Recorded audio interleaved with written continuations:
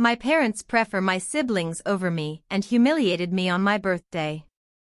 I, F15, have come to realize my parents prefer my siblings over me. My parents are divorced and I live with my mom and stepfather. I don't have contact with my biological dad, Oak, so over the last couple of years it became clear that I'm not the favorite child, actually quite the opposite. For example, my twin sister and I got the same amount of allowance, €10 a month, but my mom always made up stupid excuses every month as to why I wouldn't get any pocket money at all. She also banned me from getting a job. My sisters and I get different punishments for the same things, mine are way harsher. My mom always finds reasons to yell and let her anger out on me. Even my twin sister and I once had a conversation about it and she agreed on it. The day that I was sure my parents didn't like me as much as my sisters was on my birthday a couple of days ago.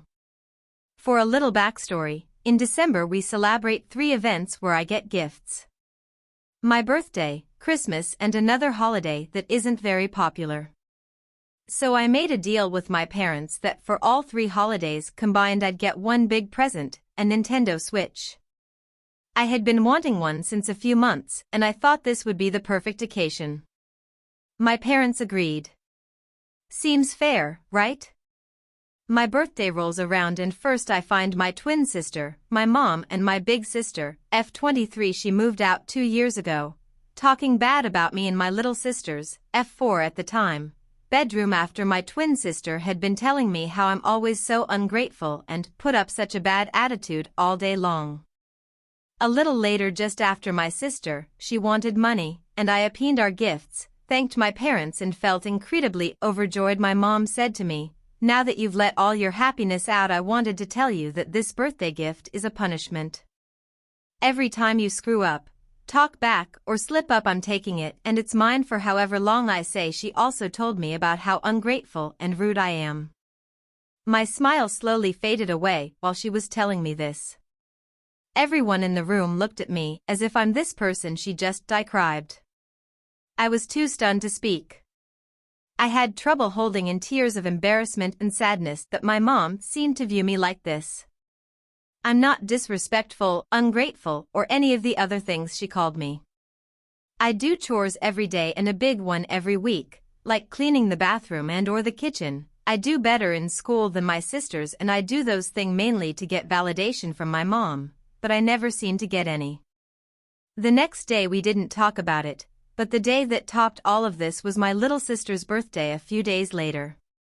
Keep in mind that she already got about, give or take, €80 in gifts on the other holiday I mentioned before and will receive more on Christmas. Also I have to buy my own Christmas gifts. Before my mom gives my sister her gift, she makes a little speech about how proud she is of my sister and how much she loves her. My little sister looks sweet, but definitely isn't an angel. This already had me feeling some type of way, but when she opened her present I was angry. Inside the wrapping paper there was a Nintendo Switch OLED, which is basically the updated version of a Nintendo Switch, and a case that cost around €20. I don't really care about the materialistic gifts, but my parents do pretty well for themselves and this whole situation just made me feel like I don't matter as much as my little sister. The guests that were at my birthday were also at my little sister's birthday and that left me feeling even more humiliated than the day itself. I don't even care about the gifts that much. I just want to be treated the same way as them and I can't help but feel rejected over these things. I sometimes see those Reddit videos on TikTok and I thought that sharing it here would make me feel a bit better about it all. I know that people have way bigger problems, but it still makes me feel really bad and the only thing that helps me through days like these is listening to music. I know I shouldn't, but I can't help but resent my sisters a little bit for this as well. I just mean, like, what do they have that is so much better than me? I once had an honest conversation with my parents about this and they just told me I was being dramatic. What do you guys think? This broke a Marine's will. It was a New Year's Eve long ago. I was serving in Iraq. It was almost time for me to go home. One of the things I feared the most when coming back home was that my family would not recognize me. I had been gone for almost 4 years. I hadn't spoke to my parents in a while, but that didn't bother me much. My father was a drinker and my mother probably by that time had already left him, so I probably didn't even have any family left to begin with.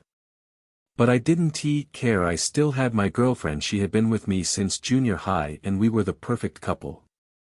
She was there the day I was drafted and set foot on that bus that brought me to my unit. We had been talking for a couple of weeks. She just finished college and started working as a nurse in a local hospital back home. She let me know how the night shifts can be frightening and how sometimes she has to call her co-workers or spend the night with them around to ease the chilly thought of being up at midnight hours. I don't blame her. Even a normal job can be very scary when you are left alone, especially around midnights. I speak with her as much as I can. Lately she has been bringing up a party she is going to. She never asks me for anything, and this time she was asking if she could go. Since I am not a jealous guy, I told her go have some fun, even though one of her slutty friends worries me. But I still trust my girl. What she doesn't know is that the Sarge put us on a special holiday mission which will let us go and see our family back home for 3 days. I feel so happy. I already reserved dinner at a local restaurant and I am going to buy some flowers to surprise her. While I was on the plane, I was speaking to her on the phone. The party sounded very loud and I could barely hear her voice. I told her go have fun and call me back in while. I told her I was on a night watch and didn't let her know I was on my way home.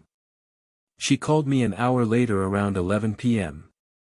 claiming that the party was over and she was going to sleep at her best friend's house instead of her apartment.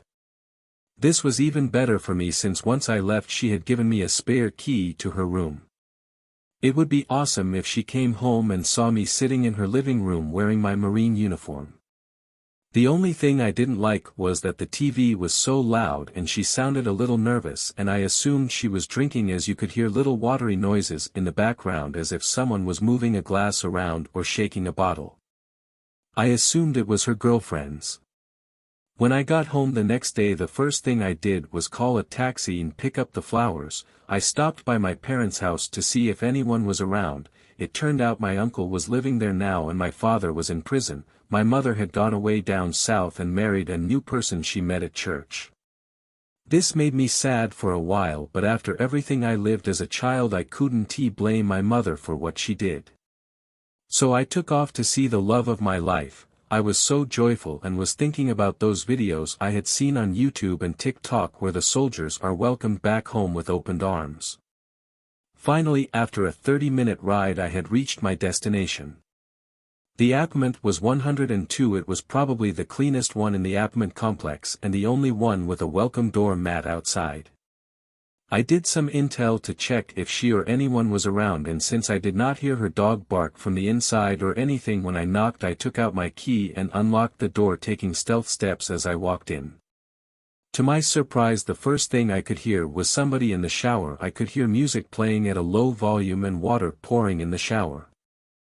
I thought she probably is getting ready for work since she works in different shifts. I kept walking towards her room. She had a lot of pictures of us in her living room and the TV was on playing some dumb romantic movie. When I finally reached her room, my heart started pounding. I thought to myself, this is it, I'm going to surprise her. I hope she doesn't faint or gets too excited. I was very nervous. But for some reason something was budging the door and the smell of marijuana came to my nose. I was so scared. I thought to myself, maybe I have the wrong address. But how did I get in? I could only get the door semi-opened and a small crack in the door could let me get a glimpse of the view inside. So I decided to scope her out before I busted in. Maybe she barricaded the door as a safety procedure just in case someone broke in. She was coming out of the shower. I managed to see her walk out. Her hot naked body turned me on right there and there. This was it. I was going to make my move, hopefully make love to her as well. But I paused for a second when I heard a man cough. She took a couple of steps towards her bed as she dried her hair and her naked body. And what I saw made me feel like someone ripped my heart out. There were two big feet wearing Jordan socks at the end of the bed with long opened legs. She had kneeled down in front of them, as to pay some sort of tribute. Her head started moving up and down faster and faster. You could hear a guy moan as she suctioned his private as if she were sucking a lollipop. I saw her spit her hand and rub her private part, and the guy said, "Ride me baby," as he slapped her ass. That day was the worst day and the worst feeling in my life. I had thought I had the chance to start a new family, but the truth was I never had one and I was never going to.